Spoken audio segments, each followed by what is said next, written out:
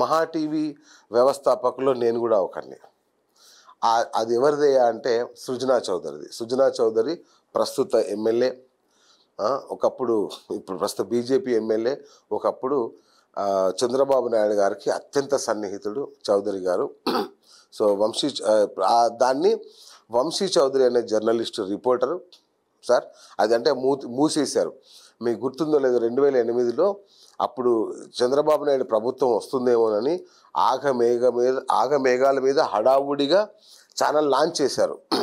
అప్పుడు మేమందరం ఈటీవీలోంచి ఐ వెంకట్రావు గారు అని సీనియర్ జర్నలిస్ట్ ప్రారంభిస్తున్నాడు కాబట్టి బాగుంటుందేమోనని మేము ఈటీవీలోంచి మహాన్యూస్లో జాయిన్ అయ్యాం. జాయిన్ అయ్యగానే మేమే ప్రారంభకులం, ఫస్ట్ బ్యాచ్. షాక్ ఏంటంటే ఇది ఒకటే అని మాకు తర్వాత తెలిసింది. ముందు మాకు ఏ వివరాలు తెలియదు.